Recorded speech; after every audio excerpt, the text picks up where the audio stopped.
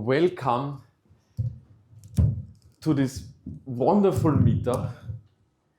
I'm not sure if you know, this is the very first NX meetup, internationally NX meetup worldwide, and in our solar system. I'm proud to be part of it, to be one of the first speakers. I'm really proud, actually, believe it or not. And yeah, I will have a lightning talk. It's a shorter one. Not as professional as Adrian wants, but it's about NX caching. I was sitting in the audience, so I did not see how many people raised their hand. How many used NX already? Okay, really a lot. I mean, we are on an NX meetup, it's okay. How many of you would say you understand how the caching works and the graph stuff? Half of them. Okay, cool. So, and yeah, I'm also like, yeah, kinda, but often like not. I'll try to give a quick overview of how NX caching works, why we have it, why it is really cool. It was one of the key features that they brought up, like right after all the orchestration and tooling, which was all open source.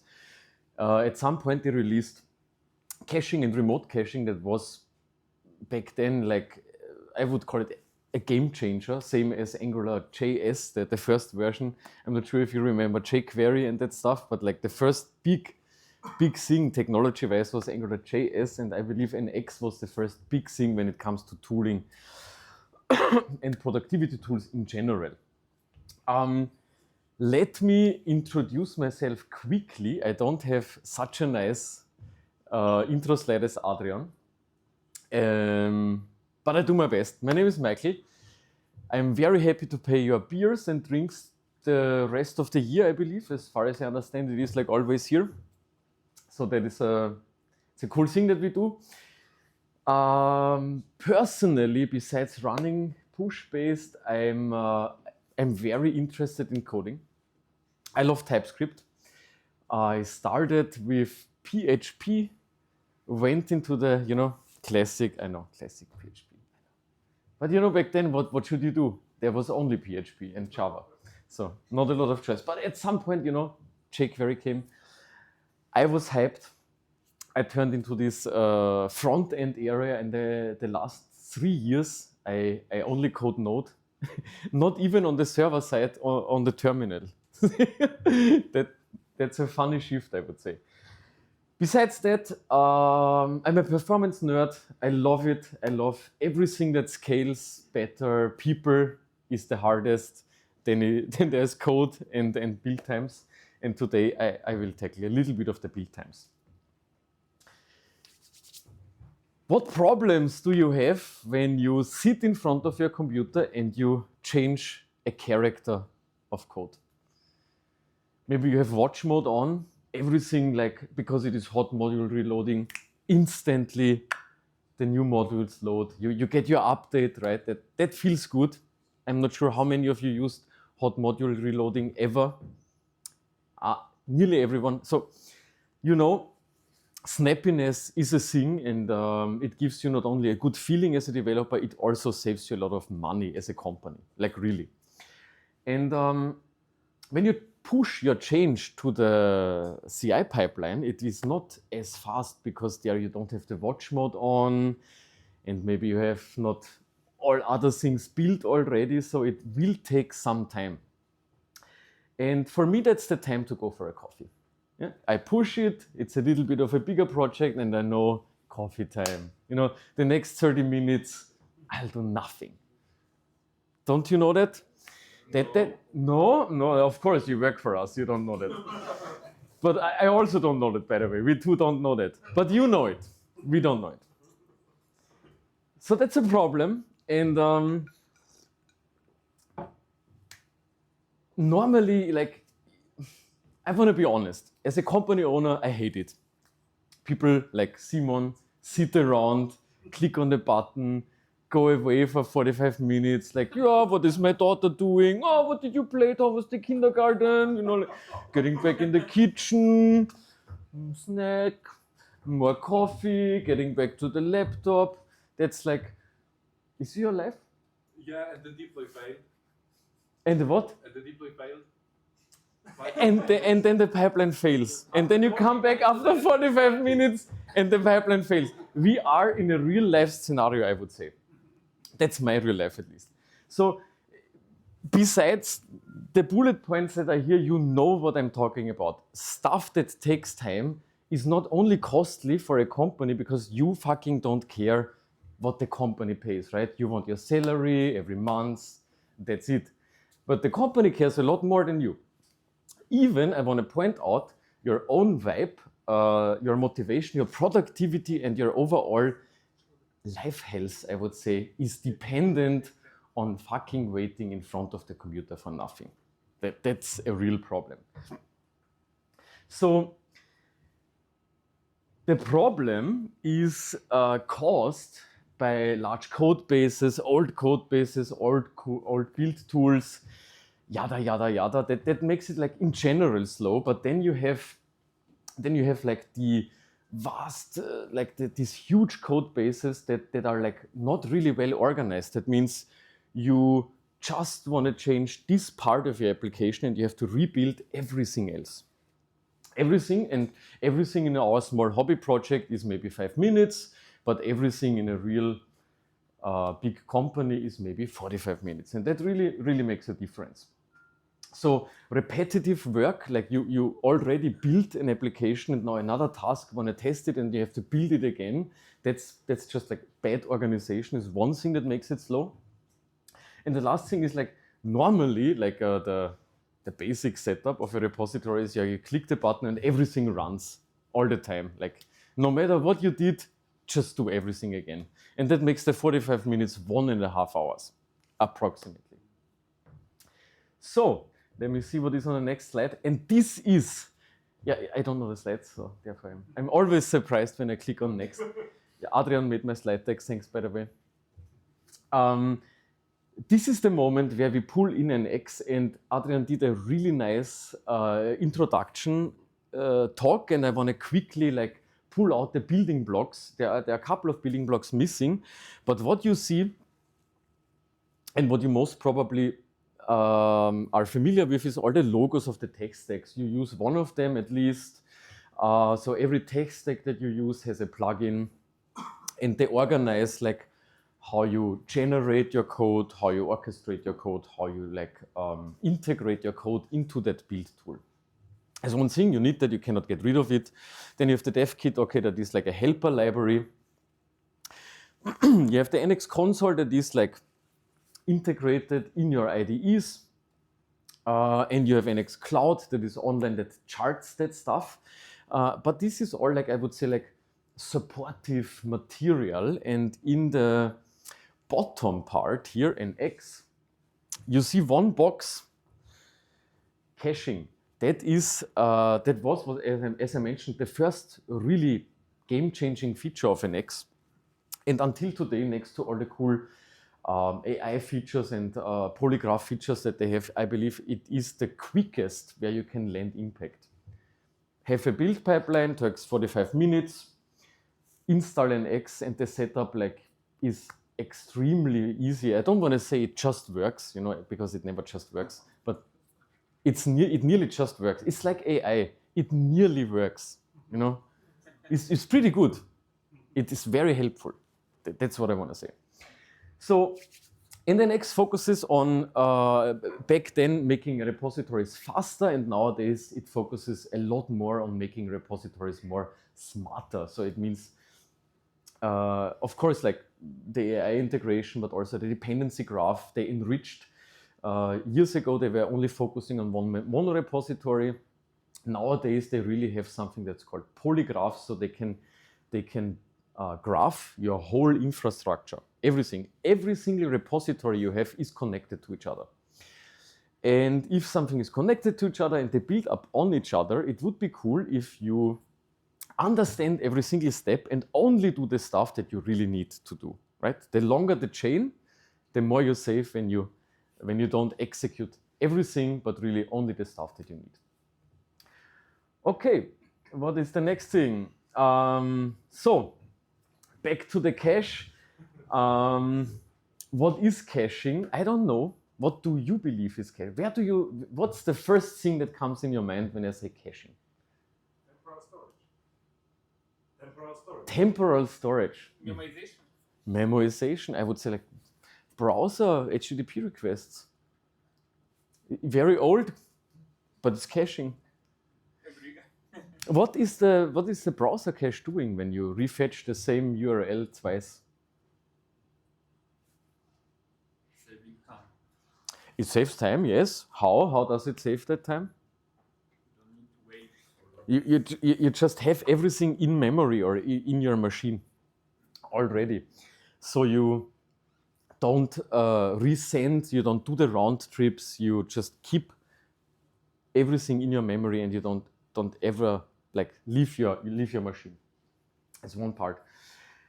In Nx caching is really focusing, it's focusing on the same thing, but a little bit more centralized on the repository infrastructure. So it basically understands not if you send an HTTP request and you get a result that you want to cache, but it focuses on packages in a repository, and packages have different tasks, and tasks have different output. A task is a request, and an output is the request result, if you want to do the memory hook. What could be a task in your repository? A build task is most probably the easiest to understand. You hit build, and at some point, an artifact, another file, a JavaScript file, spits out, lives in your code, in your file base. And this is the stuff that you will execute, right? That you will use. So that is the build output, that is the block, the data that is cached. That is the focus of Nx in general. I have highlighted here saving the results of tasks, reusing them so you don't execute it twice. When you have the HTTP request already in your browser's memory, you don't send it a second time, that's clear. But I believe the most important stuff for all of us is skip work, right? And I really mean it. No, I don't mean it like that, but I think it's funny, and skip work safely is even better, because maybe it's like it sounds like you try to don't work and nobody sees it. I don't know. It's funny. It's a funny metaphor, I would say, but it's irrelevant. How does the whole thing work really? You have a task. Look at it as a function, a pure function, and if you give a pure function the same input, 2 and 2, and the function is called add, there will be the same output whenever you give the same input. It's a pure function. And the same concept is leveraged here with caching. With caching, the output of your function that is called the build task.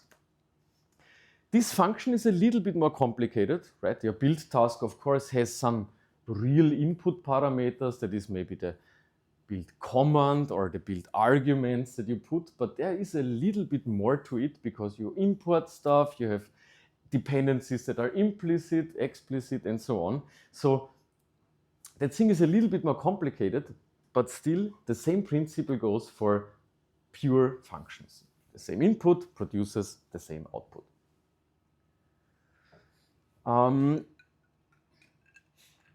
If you execute a build, what should you cache from a build? Before I dived deep into that topic, I was like, yeah, just cache the build output, the build artifact. That's what I need. I only need the JavaScript. Please give me that and nothing else. Why should you care about anything else? Well, it turns out the build output is, when you are on the happy path, the best thing you can get. This is what you need. You don't need anything else. If you ever have a problem, if you ever want to look up the history, you need a little bit more context to your task. So Nx said, other tools maybe only cache the real hard build artifacts, the files, but we want to support our users a little bit more. We also cache the terminal output. So when you rerun your build, you will get the identical same terminal output as you would have get when you run it the first time. And in German, there is really a word. In German, we not only have same, we have like two words for same, right? We have same, and then we have same equal. So it will really spit out the same build and the same terminal output as before. It doesn't look like the one before, it is the one from before. That helps you to really deterministically debug everything and have, I would say, like the necessary context for a developer or for nowadays AI, right? If you cannot give any context, everything is very hard to achieve for AI and also for us. So that is the terminal output that they cache. And the third thing that they cache is hashes. So whenever you change a file and you want to figure out if the file has changed as before, or if you have a build output and you want to quickly figure out if it has changed from this run to the next run, you hash it. Why you hash it? Because your build output could be not only one file or not only one, one line, but it could be the terminal output and a million of files. So what you do to have like a one key thing, you put everything together, hash it, and then you have this one key that you can reference. And that is, I would say, the core of the caching mechanism when it comes to local caching. I have this diagram that elaborates it a little bit more so that you see how complex it is. It's not only a pure function, it's really like the files that you use, it is the command that you run, the command arguments that you run. Then imagine you run this and that command on a different machine. And on that machine, your node version, NPM version, or even operating system is different. And I know it's rare, nowadays it's rare. A couple of years ago it was not so rare, but if you switch from Mac to Windows, whatever, there can be significant differences and it's very hard to spot them. So they will respect everything and you have a very hard time to miscache or let's say misinterpret what is a unit of work, what is the input and what is the output. So they really considered, I would say, a holistic view of a task and what they should cache. This is my favorite slide because it was a very long sentence. I'm like, wow, I need big font. So I increased the font size, then it like looked ugly, and then I was starting to delete words. And this is what I ended up in. Where is cache? And I guess it's perfect for the Polish meetup, right? Our English, you will understand it. Where is cache? All good. No, it was just, I was giggling alone at home when I made that slide. So, sorry. So caching, you know what caching is now, right? I can do that locally on my machine. I run something, I have the input, I put that input in my key value store and I have the output and I put the output in my key value store and boom, I have caching. That's what Nx does. And I rerun the task locally and it comes from the cache. It saves like hundreds of hours of time. My friend over there, Simon, he's also in the same project and we code on the same PR. And when he checks out my PR, and the PR is a big one, like I touched 700 projects, he has to rebuild everything again.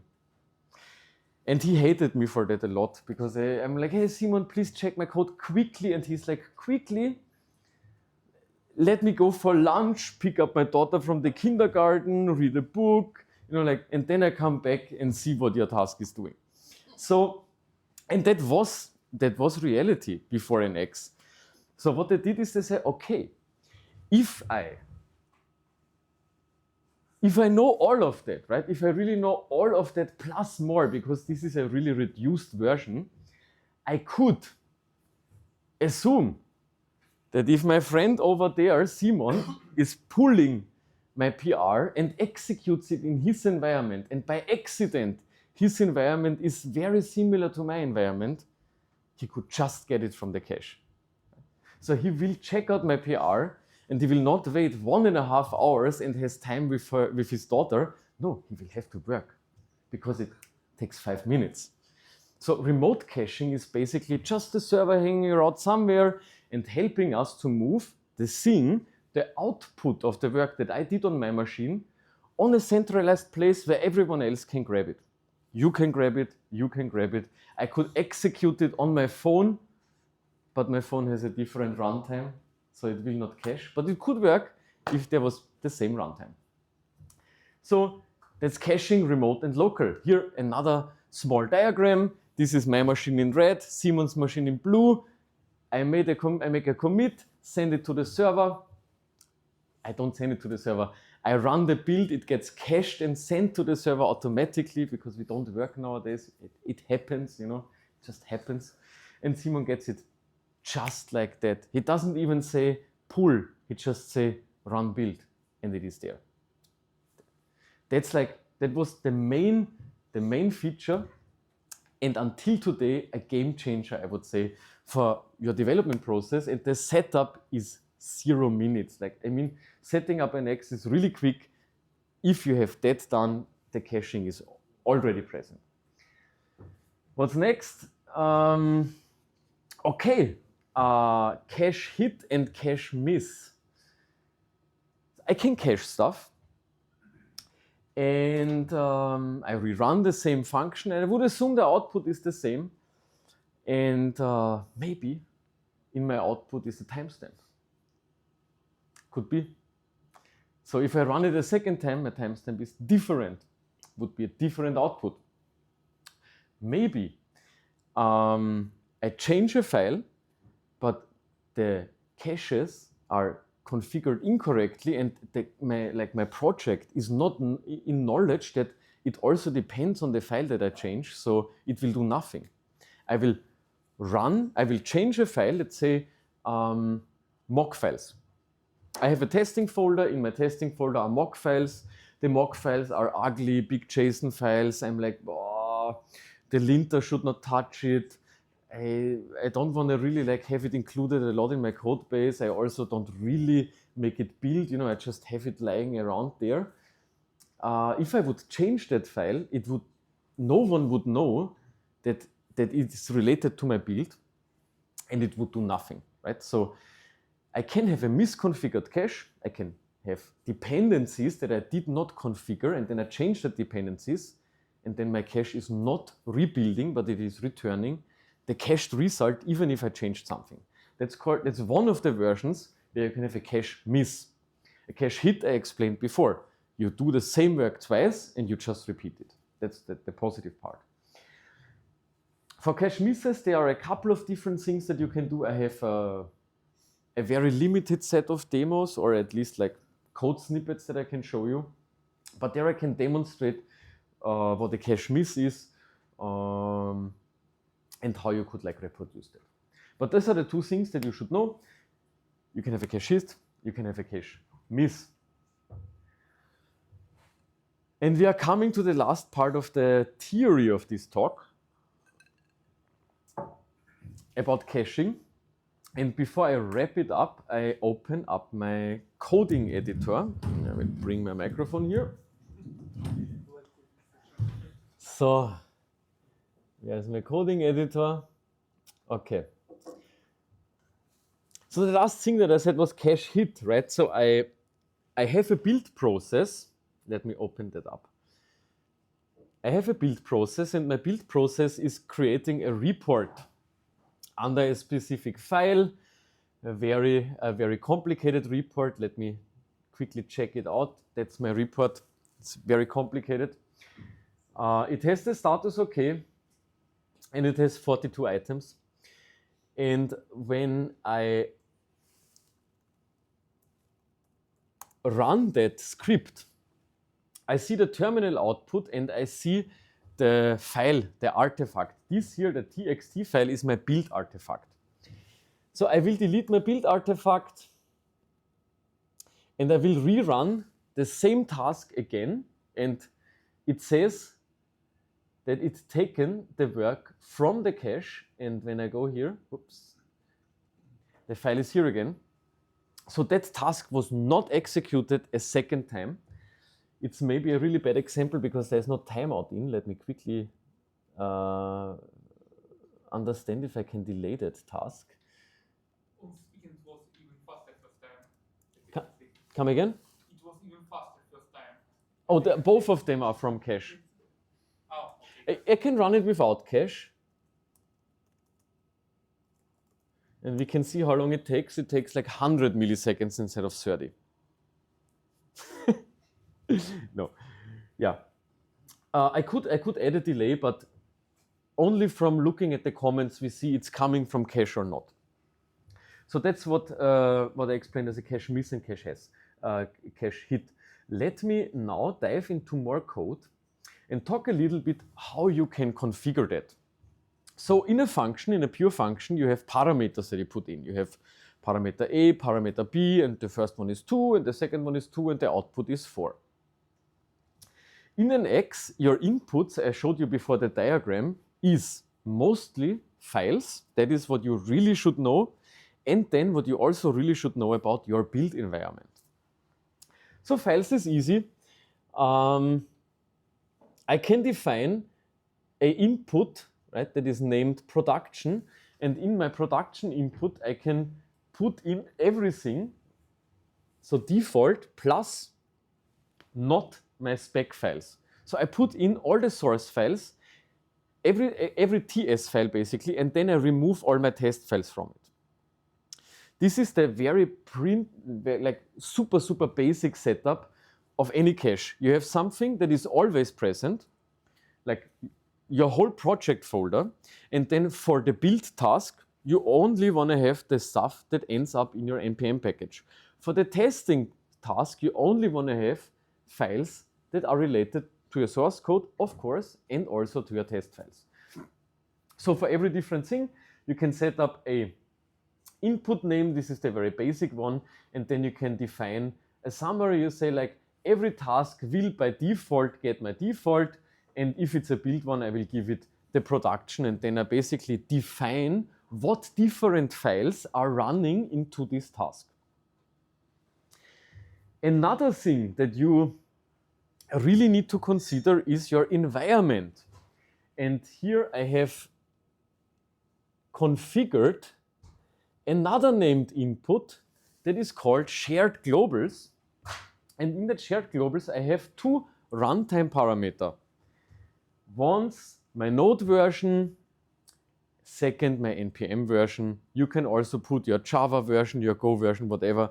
Whenever you install a new node version, my build will rebuild, it will throw away the cache, and it will rebuild from scratch. It will get invalidated by my environment, not by my file system. That's a real difference.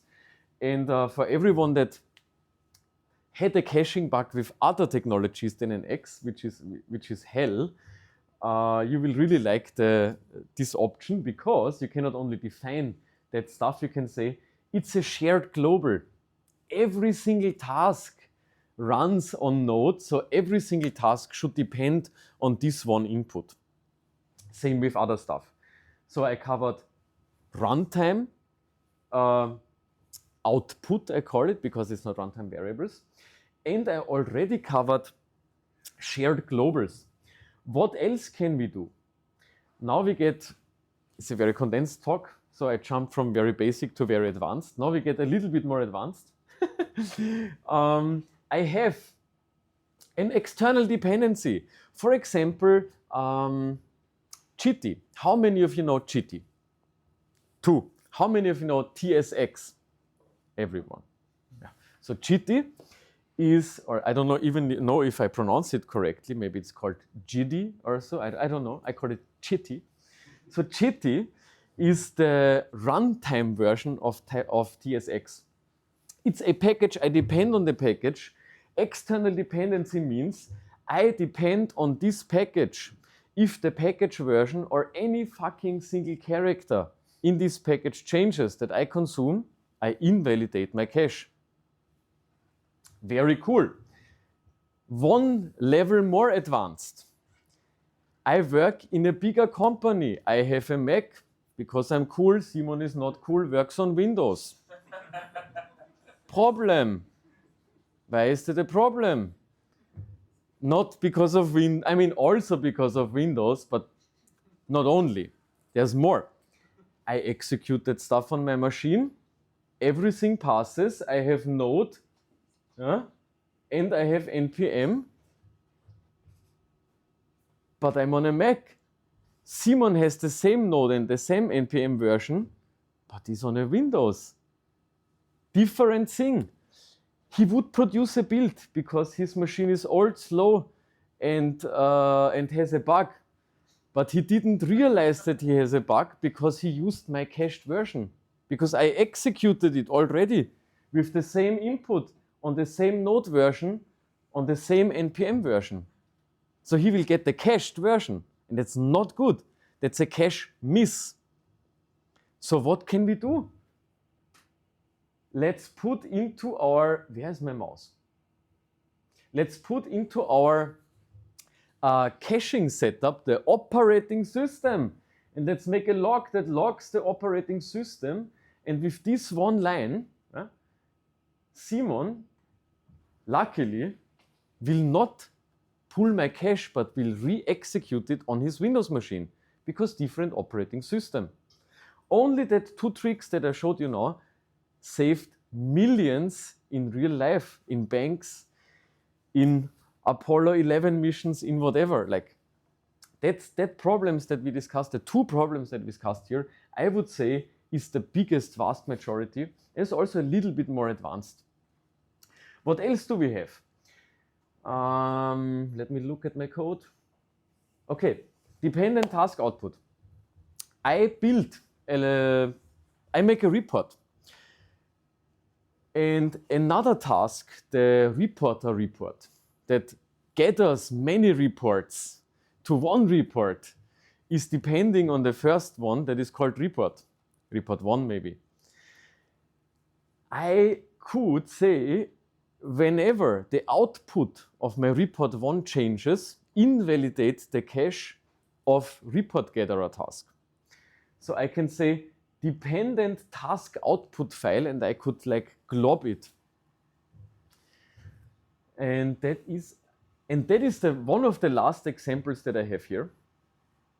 So I go down and I have my build task and my test task, and I can now show you how to configure that. So all the different input snippets, all the different parameters for my function, I can now take and put in a real function. My real function is called test, and the input parameters in my real function is this one single input parameter that is most probably not correct. It's this one. It's default, and I have to go and scroll up here. What is default? Default is all the project. So that's the parameter of my input function. And then when my target produces an output, that is the last thing that I want to show. When my target, my function, produces an output with all the inputs from my dependent task, with all the inputs that I created. I forgot one more. I will tell you in a second.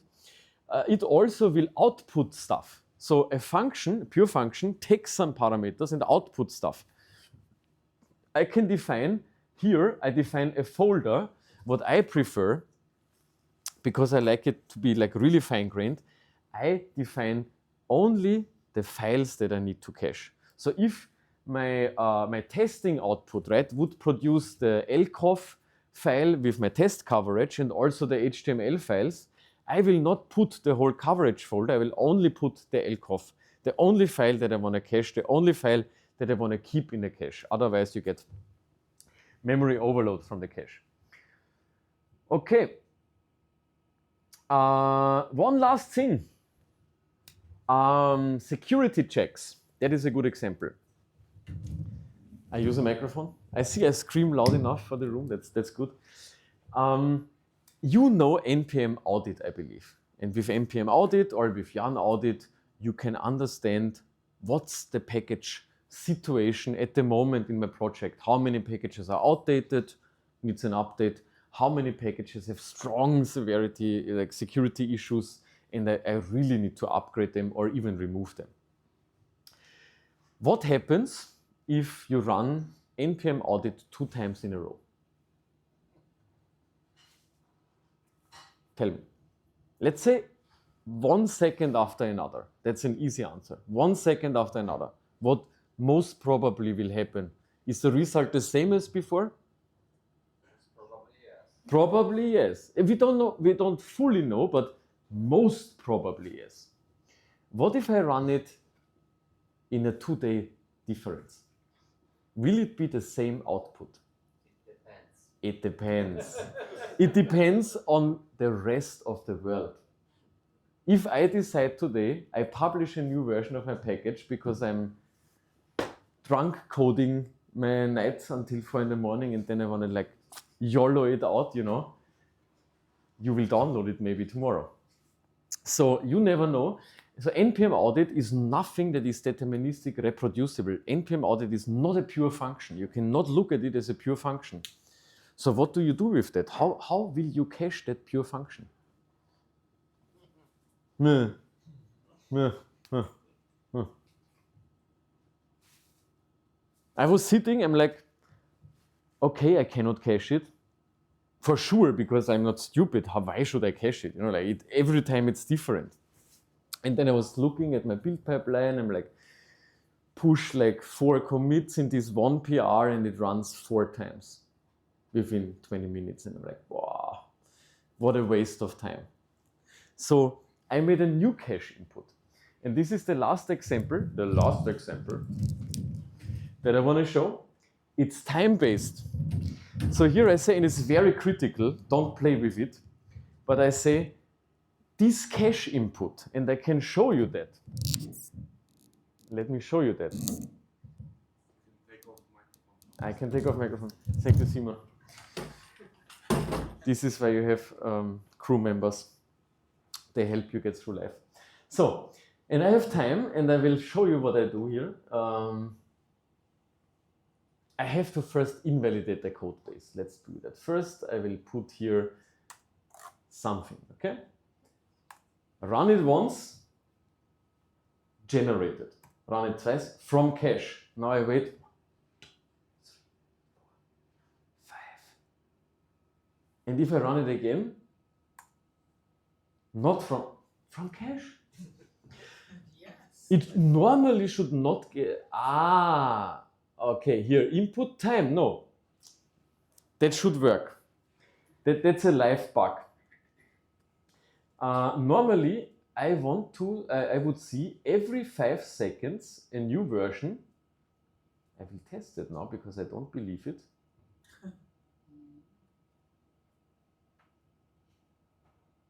Oh man. Do you have a valid JSON? Yes. I think you're missing one closure.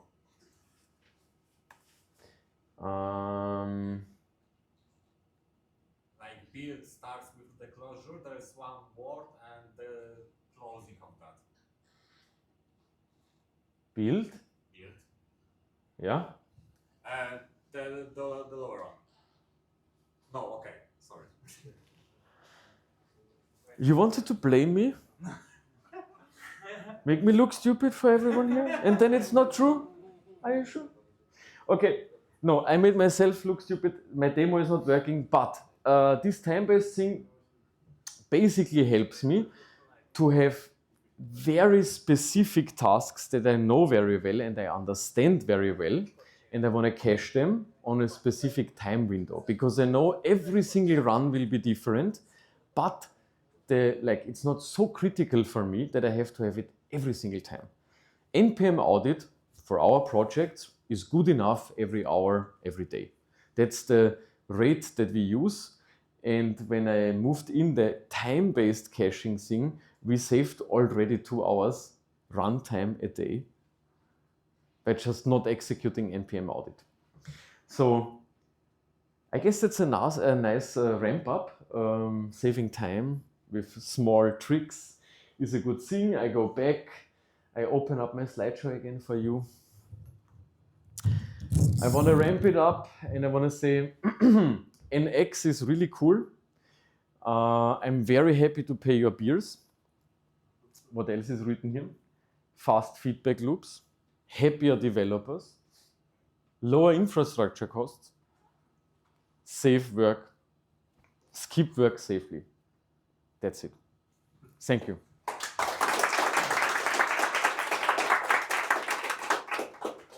You can have questions if you like. I believe we are in time. If not, Adrian will tell us. We are in time for questions. How many of you ever configured a cache in Nx? One person. So I'm not so surprised anymore because everyone that raised their hand from using Nx is now like half as good as before. You have to understand caching. That's the key.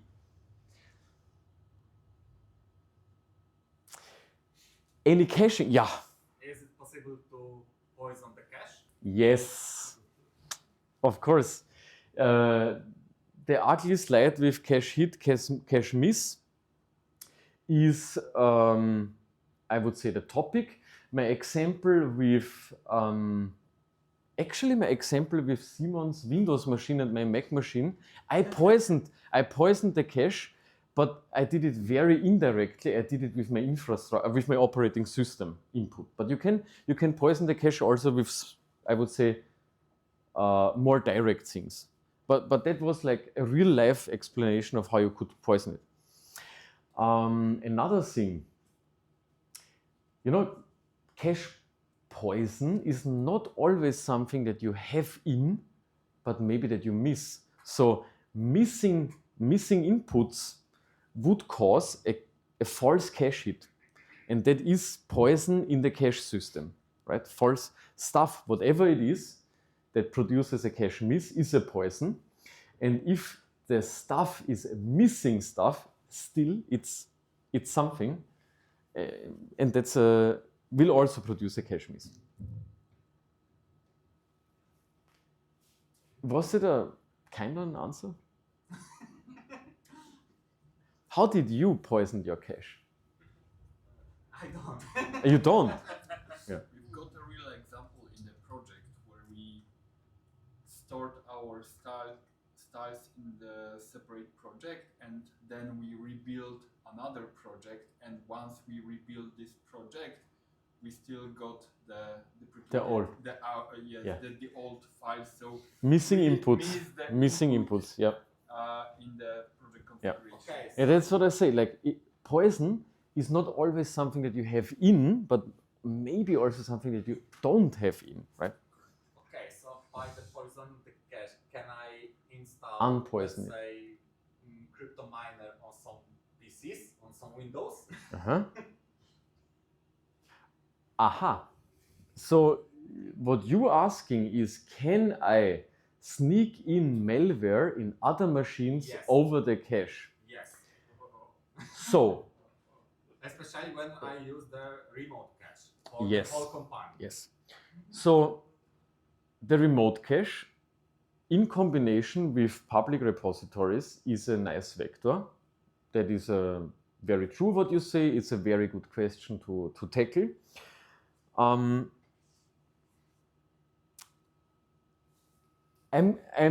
rolling that out from a perspective where you have access to good documentation and know what you do, or maybe you don't know what you do, but you at least read the docs from Nx and how to set it up. They will tell you for GitLab, GitHub, whatever, what's most important to do to not give other people access to your remote cache, right? Because normally only the people in your team should have access. Okay, but I want to install that malware on PCs of my colleagues from team because I don't like them and the company doesn't pay me enough. Companies never pay you enough. Yes, is it possible? So what the remote cache does is it downloads bytes and saves it into your file system actually. And I believe, what I do now in my head is I just walk the full entrance vector. And I believe if the thing is saved in your local file system, they will not allow to execute that stuff. They will only read it why should they execute it? So I believe that is not the best. That is one good vector where you could try, but not the best. How I would, and now I'm thinking how I would hack the whole system nowadays.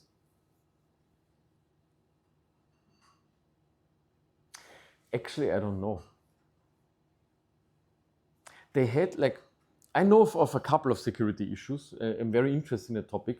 NX had one bigger security incidents last year, where a third-party package, got infected. They installed it, and